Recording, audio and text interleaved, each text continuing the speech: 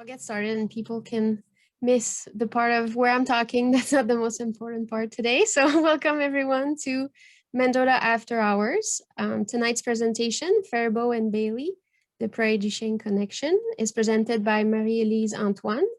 I'm Laurence Cote-Cournoyer, Sibley Historic Site Supervisor here in Mendota. We are mainly joining from Minnesota this evening, ancestral and contemporary land of the Dakota, Ojibwe, and other Native nations. If you are not familiar with Dakota County Historical Society, we operate 3 sites, the Lashi Memorial Museum in South St. Paul, the Leduc Estate in Hastings, and the Sibley Historic Site. For more information, you can visit our website, dakotahistory.org. Are sponsored this evening by the Friends of the Sibley Historic Site. So we thank them for their continual support. A few reminders before getting this presentation started. Everyone's microphone is muted. And for questions or comments, you can use the chat box at the bottom of your screen towards the middle. And I'll read the question to Mary Elise once towards the end. The presentation will last about an hour and we are recording the presentation. So once it's done, we'll send you an email with the link once it's uploaded to our YouTube channel. Let me introduce our presenter for the evening. Elise Antoine is the president of the Prairie du Chien Historical Society and former curator at Villa Louis. She is the author of The War of 1812 in Wisconsin, The Battle for Prairie du Chien, and co-author of Frenchtown Chronicles of Prairie du Chien, History and Folklore from Wisconsin's Frontier. Thank you, Mary Elise, for being with us tonight, and the floor is yours. Oh, thank you so very much, and this is a real pleasure. And good evening to everyone. We're going to talk mainly about Jean-Baptiste Faribault and Alexis Bailey tonight. But I'm going to mention some other names of men who lived in what's now Minnesota, okay? And so there are many men whose names are synonymous with the early 19th century history and settlement of what is now the state of Minnesota. And these men include Robert Dixon, Joseph Renville, Jean-Baptiste Faribault, Alexis Bailey, Henry Hastings, Sibley, Joseph Rolette, Joseph and Augustin Roc, and François LaBathe. All of these men probably knew one another because they had contact through that economic enterprise that was called the fur trade, and then in time became the Indian trade. And many of the men had marital connections to the Dakota with whom they traded. But all of these men had one thing in common. They had all lived at Prairie du Chien before moving up the Mississippi River to settle upon the Minnesota and Red Rivers. And it was this Prairie du Chien connection that was important for them for their position in Minnesota later on. So, share my screen.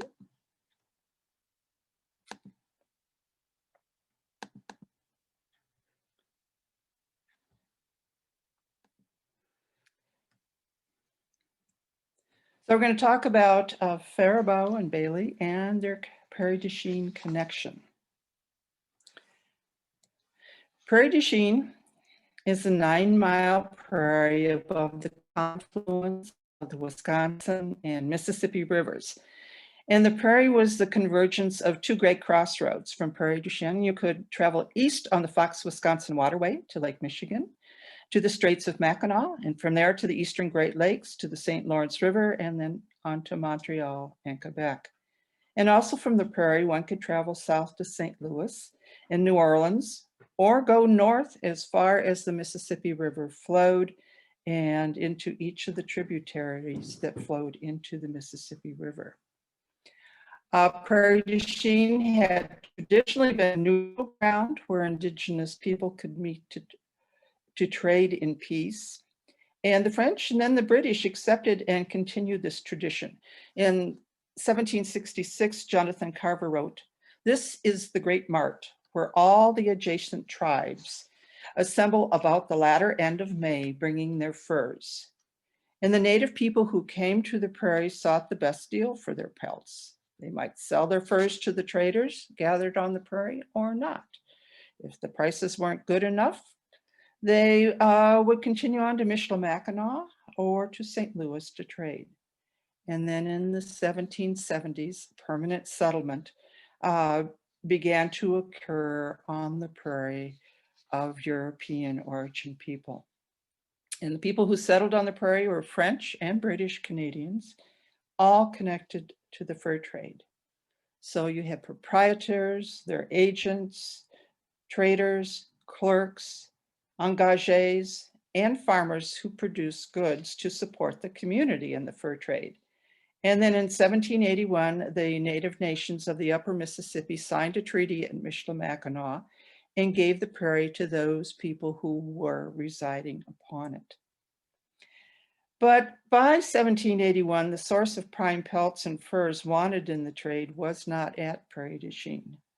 The fur-bearing animals lived upon the tributaries of the Mississippi located north of Prairie du Chien in the lands hunted and farmed by the Ho-Chunk and the Dakota. And competition among the various trading companies and partnerships was very stiff. Each trader or his agent wanted to acquire the prime furs before his competitor. But a trader could not wait at Prairie du Chien and hope that some Dakota or Ho-Chunk would paddle down the river with their canoes filled with pelts. As all had learned, one had to be present at the source of the furs to acquire the best furs. And so the traders and their employees wintered in Indian country. But the trader just couldn't decide, oh, I'm going to, winter by Petit Corbeau's village. No, the trader needed to meet with the village leaders and negotiate.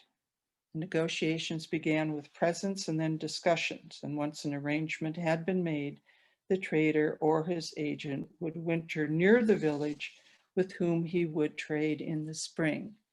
And the interesting thing about the French and the British Canadians is that they never wanted to acquire the land. They wanted just to winter there, perhaps build a trading post, perhaps build a house, but never wanting the land from the native peoples. And so the Prairie du Chien traders established seasonal residences near the villages. And quite often the trader would marry a relative of the chief of the village, thereby cementing trading relations. Because once a trader married into the Indian culture, his wife's family benefited with the tradition of annual gift giving, and the trader benefited by a guaranteed source of furs.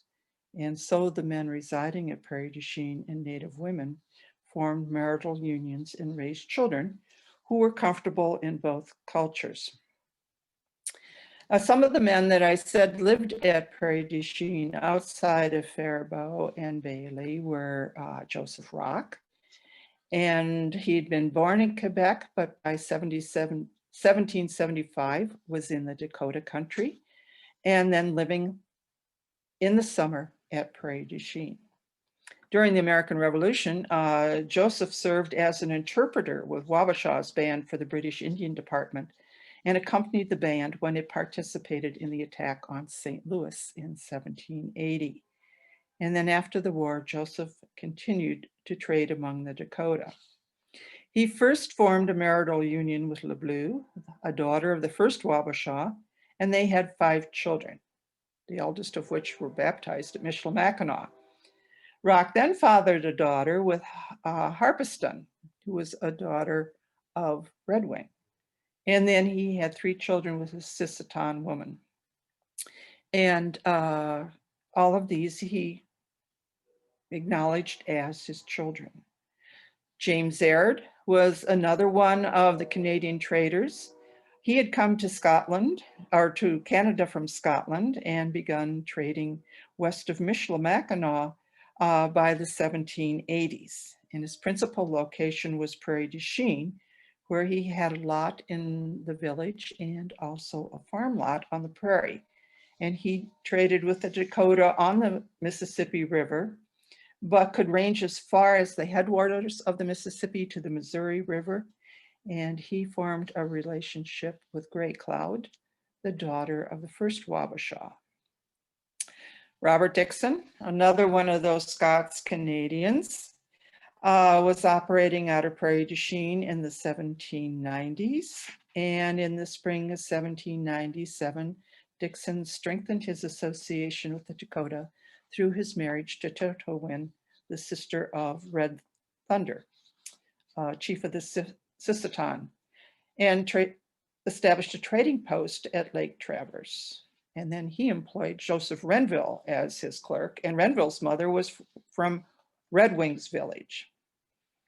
Michel LaBathe, another Prairie du Chien man who came to the Mississippi from Lower Canada. And by 1800, like Roc and Aird, he had formed a marital relationship with Angelique, a daughter of the second Wabasha. And then lastly is Jean-Joseph Rolette. And he began working in the early 1800s as a clerk for Murdoch Cameron, who had been buying furs from the Dakota for at least 20 years. And when he arrived at Prairie du Chien, he first managed the warehouse, and then he also traded with the Dakota, establishing a trading site on an island at the mouth of the Minnesota River. And he established a relationship with Marguerite Dubois, a niece of the second Wabasha. So there were always all of these connections between the men living at Prairie du Chien and the Minnesota River. And by 1805, the entire 9-mile prairie at Prairie du Chien had been settled. There were 3 villages and 43 farm lots spread across the island, and also on the savanna or prairie itself. And Dixon and Renville and Roc, LaBathe, Aird had each settled upon a village lot where they had built a house and outbuildings, and therefore made a home for their wife and children. And by 1810, Jean-Baptiste Faribault would be part of the community, while Bailey, much younger than Faribault, would not arrive until 1821.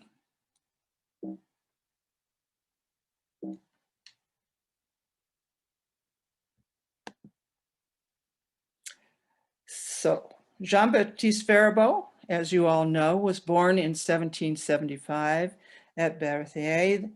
And unlike his older brothers, or his other 3 brothers, Faribault did not follow the profession of his father and brother, who were notaries. Rather, he gained experience as a clerk, but soon chose to venture west and become part of the fur trade. And about 1798, Faribault arrived in Michilimackinac in the employ of a Montreal trading firm, but soon wished to venture on his own. Now, so much of the information I have read on Faribault, all the various biographical sketches of his life have relied very heavily on the memoir that was written in 1860 by Henry Sibley upon the death of Jean-Baptiste. And the memoir was published in the Minnesota Historic Collections. And Sibley, by this time, was quite important. He just finished his term as the first governor of the state of Minnesota. But Sibley had met Faribault when Sibley arrived at Mendota as an agent for the American Fur Company, replacing Alexis Bailey, who, of course, was Faribault's son-in-law. And both Sibley and Faribault had built the new stone houses in the small community and lived as neighbors for many years. So with this quick connection between Faribault and Sibley, in all the involvement that Sibley had had in the fur trade and Congress and the Minnesota government, everybody thought, who better than Sibley to write the memoir of Faribault? But remember, Sibley was 36 years younger than Faribault when Faribault died.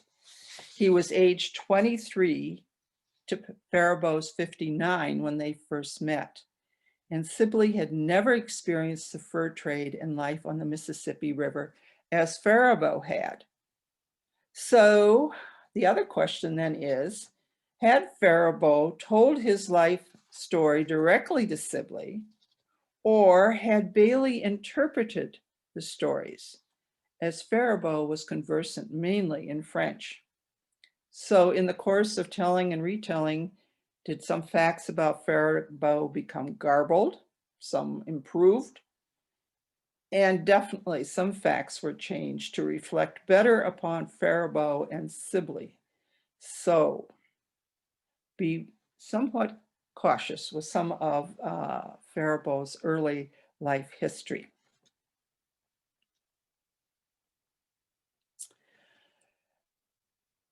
So when Faribault decided to engage in the fur trade on his own, he needed a license. He was trading in United States territory, so he had to go to a government agent and get a license to trade. And he applied to Governor William Henry Harrison, who was governor of the Northwest Territory. And Faribault did receive a license to trade within the Northwest Territory. And so he spent his first winter on Kankakee.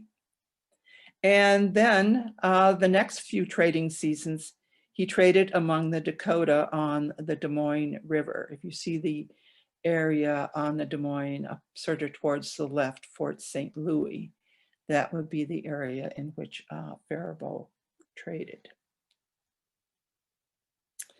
Then probably about as early as 1802, Faribault began to trade on the Minnesota River at Little Rapids. This was a summer planting village of the Wahpeton, Dakota, and the Northwest Company had been trading at the village since 1787. So perhaps Faribault may have had a connection with the Northwest Company, as Sibley stated. The Northwest Company records have never been researched to determine this. And this was a Canadian trading company. It was not an American trading company. The Northwest Company was headquartered out of Thunder Bay at Fort William. But once Faribault started wintering on the Minnesota, he probably met some of these other men that I discussed who were trading on the river, such as James Aird and Robert Dixon. And we know he spent at least one season with Archibald John Campbell, who traded farther up the Minnesota River. And Campbell also had a home at Prairie du Chien, living on the lot next to Robert Dixon. So the winter that Faribault met Campbell would have been before the summer of 1808, for Campbell died in August of that year. And so it was trading on the Minnesota River that Faribault must have met his future wife, Pelagie. Pelagie was the daughter of Joseph Louis Arny and a Wahpeton woman. Joseph Arny had been born at Michilimackinac and married Marie-Therese Fondy. Joseph was an interpreter for the British Indian Department, and in 1786 he was sent up the Mississippi River to meet with the Dakota to try and solve the animosity between the Dakota and the Ojibwa. And he convinced the Dakota not to fight and instead they came to Michilimackinac and met with the British governor for a conference. And here Joseph wintered with the Dakota, and this may have been when he formed his relationship and Pelagie was conceived.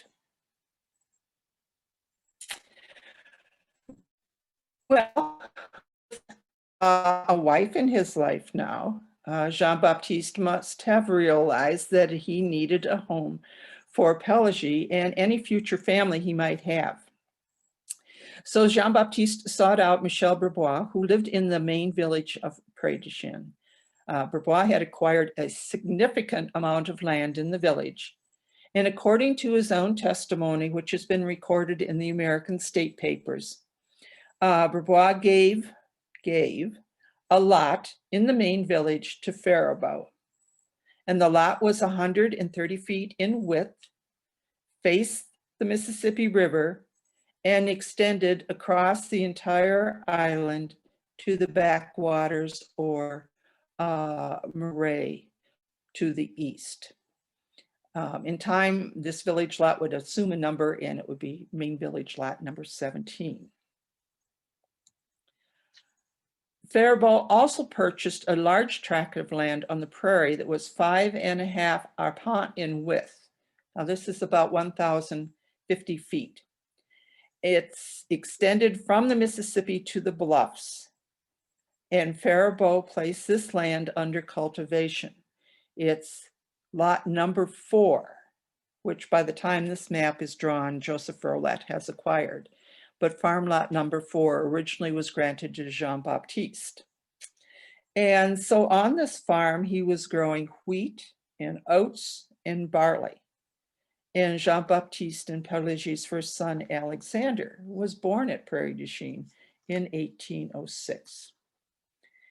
And you can see by the names here that Prairie du Chien was the home to so many of those men who traded on the Minnesota River.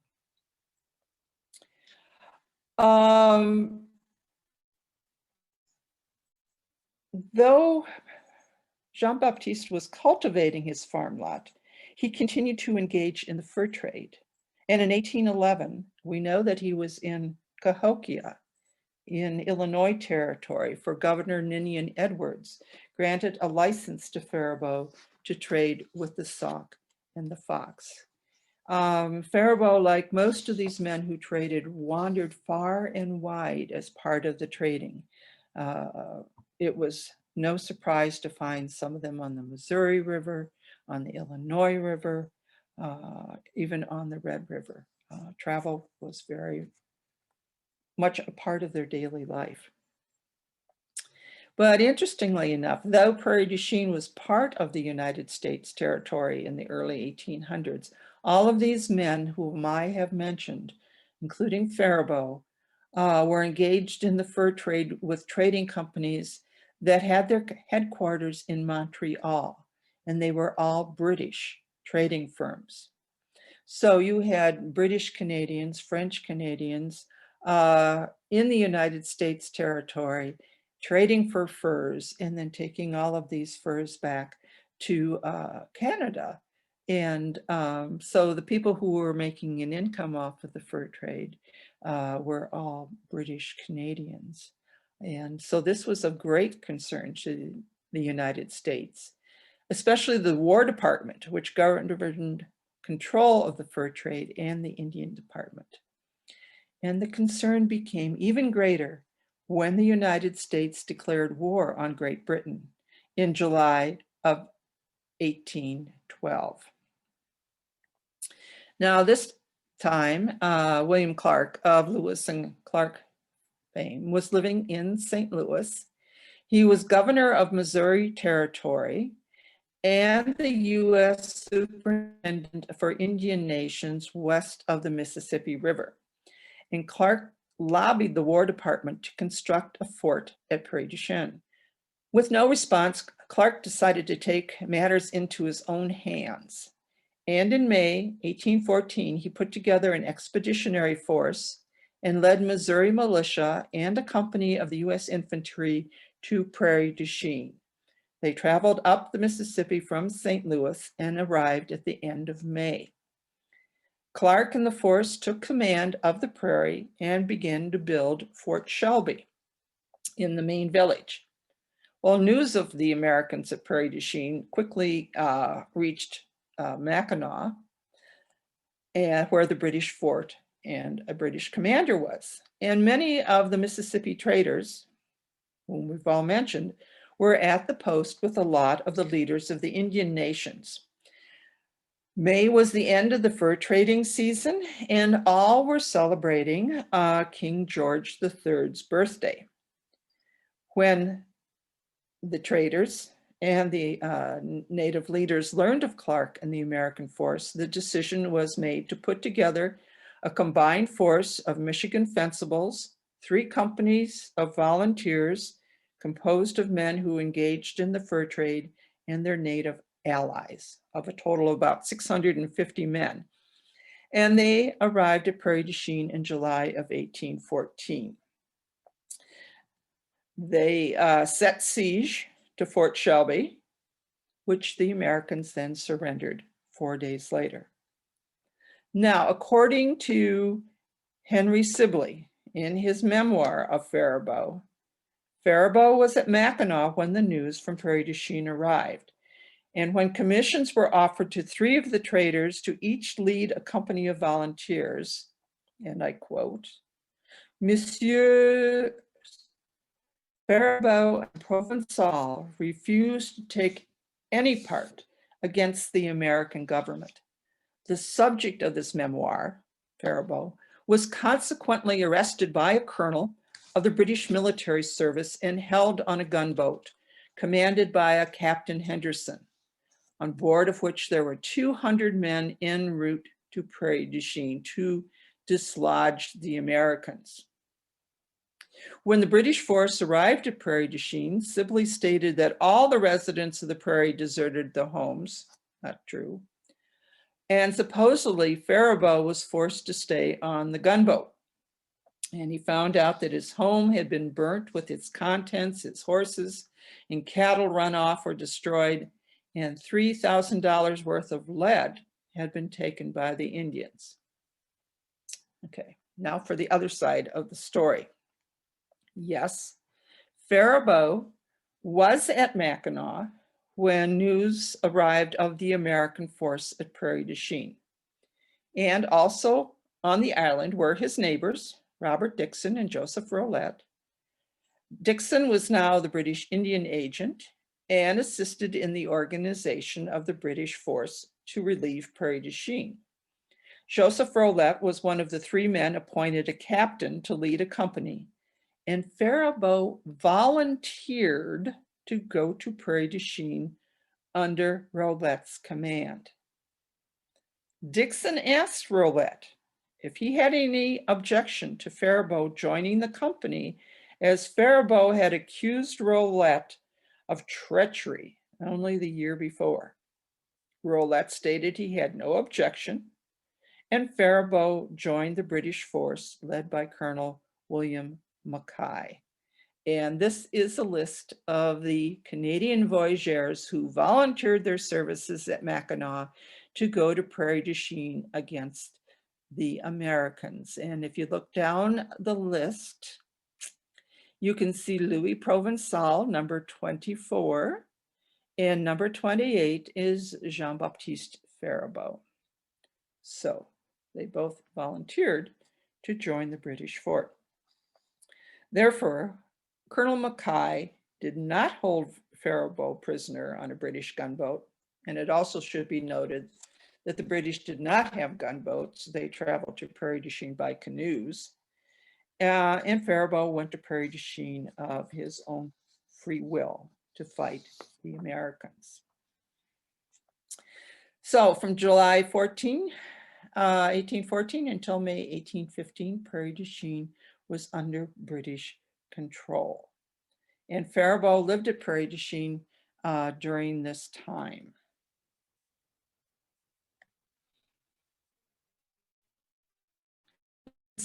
Prairie du Chien done in 1829 after Fort Crawford was constructed. But if you ignore the fort, the rest of the prairie looks pretty much the way it was in 1814 and 1815.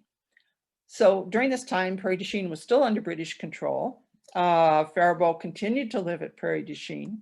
In fact, he was called to be a witness in a court of inquiry held in July 1815. Robert Dixon had accused Joseph Rolette of inciting the Dakota to riot. And the incident in question had occurred in August 1814, of which Faribault had been a witness. So Dixon called Faribault to testify in the inquiry. So he was definitely there in August 1814 and January 1815. As to Faribault's house and property being destroyed, as Sibley said, there is no evidence to prove that happened. During the winter of 1814-15, Faribault was here, presumably in his own house. And there were some instances of the natives killing cattle, but the cattle belonged to Joseph Rolette. While at Prairie du Chien, still under British control, Faribault returned to his trading post on the Minnesota River. He stayed 15 days with James Aird, and Faribault wrote to Duncan Graham, a captain in the British Indian Department, that when he arrived at the Minnesota River, he had found Aird starving for lack of supplies. The war between the United States and Great Britain was affecting all of the region, and Faribault reported that a vast number of the Dakota had perished during the winter, dying of hunger for lack of ammunition. Faribault continued to live at Prairie du Chien and was still there in April 1817 when Father Joseph Dunant arrived at the Prairie. The Catholic missionary had traveled from St. Louis to minister to the Catholics living on the Prairie, and for 5 weeks he blessed marriages and baptized adults and children. And one of the first couple to have their marriage sanctified by the Roman Catholic Church was Jean-Baptiste and Pelagie Faribault.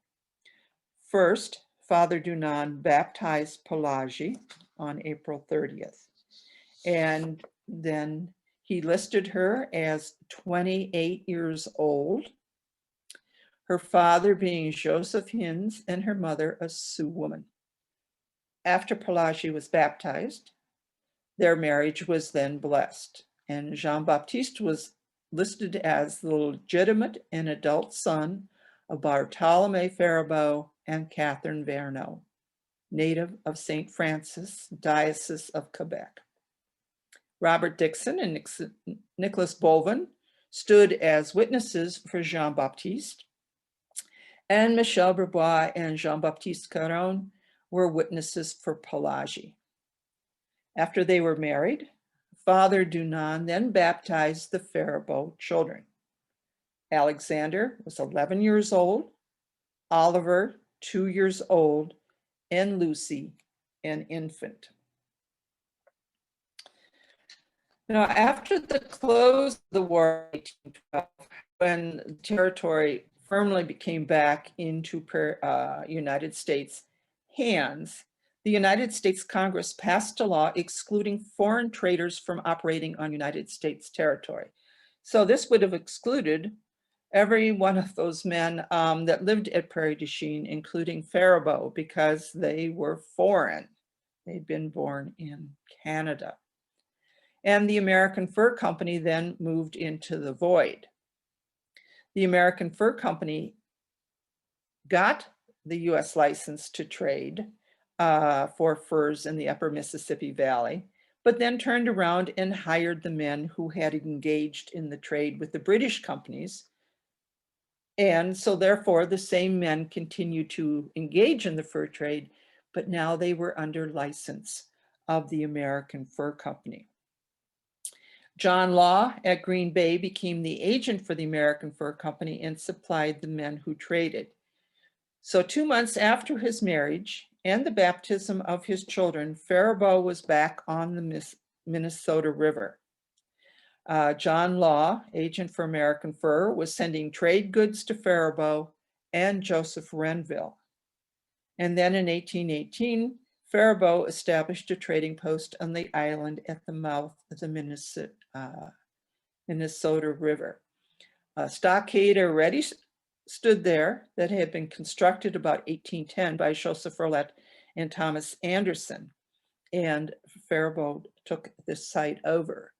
This is a list of licenses that were granted in 1822. By this time, Laurence Tolliver was on the Minnesota, and you could get a license to trade from him. And so you see number 6, a license was issued to Jean-Baptiste Faribault, and he had to put out a bond of $1,000 for his license. So now all of this land of the upper Mississippi was part of Michigan territory. And in 1818, the Michigan Territorial Legislature created 2 new counties to govern this vast region. The land west of the Wisconsin River was designated Crawford County, and men were appointed to fill the new offices. And Faribault received the appointment as county coroner for Crawford County, which included everything that's now western Wisconsin and eastern Minnesota. But less than a year later, Faribault decided to move his family to his post at the mouth of the Minnesota River. On September 7th, 1819, Faribault sold his main village lot and his farm lot to Joseph Rolette. And the deed for the sale of property indicates that Faribault was quite prosperous. If Faribault's home, goods, and cattle had been destroyed, as Sibley said, it was highly improbable that he could have recovered all that he had lost by 1819. So in 1819, when he sold his property at Prairie du Chien, on his village lot stood a house of offices and its dependencies. And on the farm were a garden, a house, barn, and other buildings, plows, carts, and other utensils for farming. Included in the sale were 1,600 sheaves of wheat, 460 sheaves of oats, and 45 sheaves of barley. Rolette purchased all of this for $1,500. Interestingly enough, the original deed was executed in French, since both Faribault and Rolette spoke French as their main language. They were both educated men, and so they executed the deed between them. This was given to the Register of Deeds at Crawford County, who could not read French. And it was not recorded then until 1822. And by that time, Alexis Bailey had translated the document into English. So by 1821, Faribault had resigned as Crawford County coroner, and Jean-Baptiste and Pelagie and their children had left Prairie du Chien to make their home on the Minnesota River. And it was on the Minnesota River that Faribault and his family and Alexis Bailey would connect. Nice painting, shows a small community of Mendota in the background. So, Alexis Bailey. Alexis was born on Lake Huron at St. Joseph in 1798.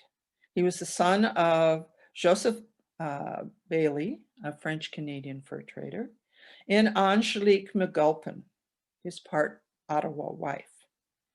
And like the men of Prairie du Chien, Joseph Bailey had sided with the British during the War of 1812 and helped capture Mackinac Island for the British Army. And then after the war, Joseph Bailey moved his family to Mackinac Island, or Michilimackinac as it was called. And here Alexis was educated at a private school run by Joseph Schindler, and then went on to further education in Montreal. And he became fluent in French, English, Ottawa, and possibly several other languages. But then in the winter of 1816, Alexis left school in Montreal. He'd been asked to carry a message to Lord Selkirk, who was at Fort William on Lake Superior. And so Alexis made his way there, delivered the message, and then returned to Montreal. And according to reminiscences, he received a kiss from Lady Selkirk. But by 1821, Bailey was back in the Mississippi Valley. He was at Prairie du Chien, and Joseph Rolette hired him to drive a herd of cattle to the Selkirk settlement on the Red River. The settlement was in rough shape. Their crops had not gone well, and the people were basically starving. And Rolette not only was a fur trader, but he also provided beef to the military and obviously to Selkirk settlement. Well, after Alexis herded the cattle to the Selkirk settlement, he remained at there. And while there, Kenneth Mackenzie and William Laidlaw, Joseph Renville, and James Kipp, who had all worked for the Northwest Fur Company, decided to form their own company and enter the fur trade as independent traders. And Bailey joined this endeavor, and this endeavor became part of the Columbia Fur Company. The company established a post at the mouth of the Minnesota River, which they called Land's End, and Bailey worked for Columbia Fur for a number of years. And then American Fur decided to be in competition with Columbia Fur. And when the Upper Mississippi outfit of the American Fur Company was formed, it began to compete with Columbia Fur on the Minnesota River. And Bailey left the Columbia Fur Company and went to work for American Fur. And in 1825, Bailey began an agreement to purchase goods from Joseph Rolette and place traders at Traverse des Sioux and then Little Rapids, all in competition with Columbia Fur at Land's End. So this map of the Mississippi and Minnesota rivers show you where Fort Snelling was, American Fur, which is where Mendota is today, and then the Columbia Fur Company. So it was on the same side of the river as Fort Snelling. But American Fur made life so difficult for the Columbia Fur Company that they purchased them out. And Bailey helped to inventory the merchandise at Land's End when American Fur bought out the Columbia Fur Company in 1827, and then was appointed agent for American Fur on the Minnesota River. He hired Alexander and Jean-Baptiste Faribault as the clerks for his outfit, and on February 16, 1826, married their sister, Lucy Ann. This was in a civil ceremony that was conducted at Prairie du Chien by James Lockwood, who was Justice of the Peace. So Lucy and Alexis became husband and wife.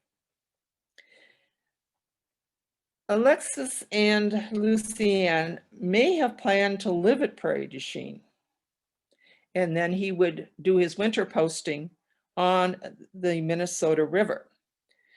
Because in July of 1827, Bailey purchased 140 acres of farmland on the prairie. This was part of the tract that had been owned by James Aird and lay at the most northern end of the prairie.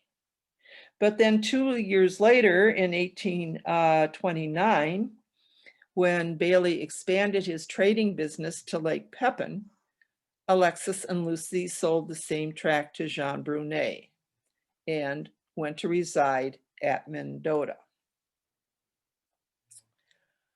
But Alexis was not to continue as agent for the American Fur Company along the Minnesota River, even though you see, again, the list of licenses given out by Laurence Tolliver in 1832, 30, and 34, which includes not only Jean-Baptiste, but also Alexis Faribault. He had caused way too much trouble to Laurence Tolliver, and the American Fur Company decided to replace Alexis with Henry Sibley. And so in the fall of 1834, Bailey brought Sibley from Prairie du Chien to Mendota. And once there, Sibley spent the winter with Bailey, obviously learning the business, but then Sibley turned around and bought the 5 wintering posts from Bailey, including the post at Mendota. Now, Bailey may have been anticipating his removal from his position with the American Fur Company, or maybe he was considering moving back to Prairie du Chien, because the year before he was removed as agent from Mendota, in February 1833, Bailey and James Lockwood had signed an agreement in which Lockwood agreed to build and complete for Bailey a dwelling house and outbuildings. And for this, Bailey paid $2,500. And he was to pay Lockwood the remainder when the house was completed. And the house would be constructed upon a 200-foot wide lot in one of the small villages on the mainland of Prairie du Chien. And Bailey had also purchased this lot from Lockwood. None of these buildings shown in this photograph exist anymore. The dirt road is Main Street, as it's called today, South Main Street. And Bailey's house is probably the white one that sits very close to the road with a small open porch in the front of it. Judging by a couple of the other buildings to the south of it, I think that may have been Bailey's house. Lockwood did complete the contract. Alexis, Lucy, and their children moved into the new dwelling house. And on the property also stood a stable, an ice house, and other outbuildings. Also, as part of the Bailey household were 3 enslaved people. Courtney, whom Bailey had purchased for $350 from Major John Garland, who had been posted at Fort Snelling and Fort Crawford, and Courtney's 2 young sons, Joseph and William. So the house was well appointed, and obviously Lucy had a staff to wait upon her and help with the raising of the children. But Bailey didn't stay here very long. Once again, he starts considering a move. He wanted to continue in the fur trade. In less than a year after his Prairie du Chien house was completed, Lucy and Alexis made the house a security for a loan of $1,000, probably for trade goods. Bailey acquired the goods from Hercules L. Dousman, and Dousman held the property as a security for a bond that was to be repaid by March 13th, 1837. And as part of the bond, Lucy relinquished all of her rights of dower. Well, Bailey was never able to repair the bond and sold the property to Dousman in September of 1837. Bailey once again entered the fur trade, and by 1842, he had relocated Lucy and his family to Wabasha. And this is their house in Wabasha. And this is where he sort of changed from the fur trade to a person involved in the government of Minnesota. So like Faribault and Bailey, most of their contemporaries left Prairie du Chien for the Minnesota River. Through several treaties signed to Prairie du Chien, the Ho-Chunk had relinquished their traditional lands in what's now Wisconsin and been relocated west of the Mississippi River, first into the neutral grounds and then on to traditional Dakota lands. So wherever the Native people went, there was the fur trade. And so the men who had made a life in the fur trade followed the trade to the Minnesota River, and then even further west to the Missouri River and north to the Red River. Faribault and Bailey had lived at Prairie du Chien when the community was the center of the upper Mississippi fur trade. And that's why they chose for a while to make Prairie du Chien their residence. And once the trade ended, they moved with the trade up the Minnesota River. So I will take any questions that anyone may have. I have a question. I got kicked off right when you were going to talk about the two enslaved people. Who did they enslave? Alexis and Lucy Bailey Okay. enslaved Courtney and her two sons, Oh, okay. Joseph and William. I have a book forthcoming next year, and it talks a lot about the slavery that existed in the upper Mississippi River, especially at Fort Snelling and Fort Crawford in Prairie du Chien. So poor Courtney was brought to Fort Snelling from Virginia by then Lieutenant Major John Garland. And then when Garland was transferred, he sold Courtney to Alexis Bailey. And then when Alexis Bailey left Prairie du Chien to go back up to Minnesota, he took Courtney down to St. Louis and sold her. I thought it was a question, but it's actually someone has to go. So they thank you for your time. Thank you. It's really fun to see the parallels between the history here and how it's all connected with Prairie du Chien, more south of the Mississippi. If anyone else have question, they can type it in the chat. Otherwise, the one thing I think remains a mystery, but do we know, Mary Elise, where Bailey would have had his cabin here in Mendota? Because it was most likely in the same area that the Sibley house is now today, but obviously we don't have any proof. Do you have anything else, or is it still a mystery? No. Yeah, and that's the problem, because that area of Minnesota, well, for a while it was part of Crawford County,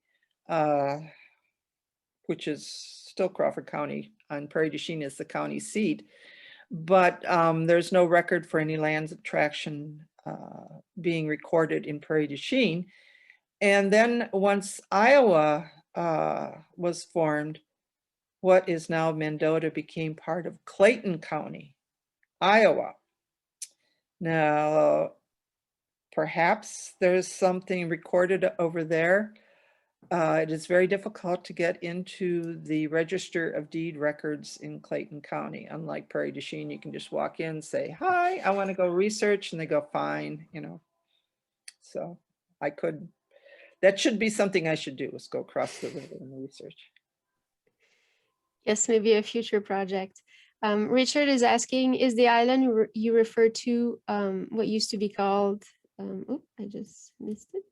What used to be called Fourth Ward? Oh, yes, at Prairie du Chien, yes. The island, there's a very large island. It's right off the prairie at Prairie du Chien. And it was originally called the main village of Prairie du Chien because that's where the main traders lived. And then there were two other little villages on the mainland. And then when the city of Prairie du Chien was incorporated, that island became the Fourth Ward. And now today it's called, don't ask me why, St. Faribault Island.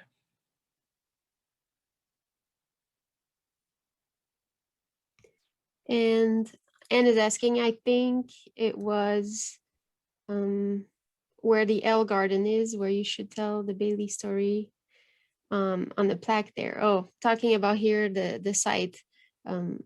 Yes, we should have something that mentioned Bailey's family was once here in on the historic site. We just don't know exactly where. That's a good point. And then Ron is asking, did Father Augustin Roc have any connection with the families you talked about? He thinks he was in Prairie du Chien in the early 1840s before moving north to Minnesota.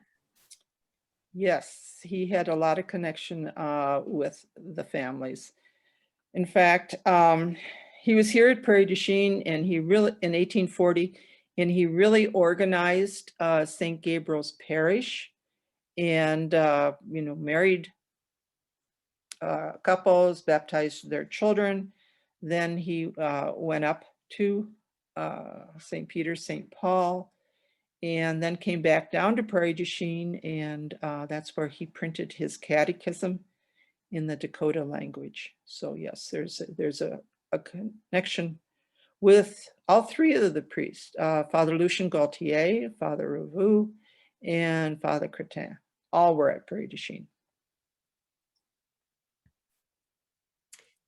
And then Holly is asking, will you have lectures on the other people that were mentioned earlier? Specifically, she's interested in the LaBathe and their family. I can do it. It's up to you.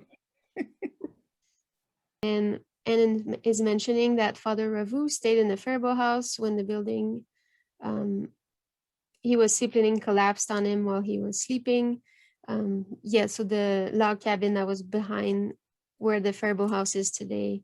So Revu and I believe Galtier also stayed at one point in the Faribault house. So I'm glad to see their relationship was probably when they were both at Prairie du Chien.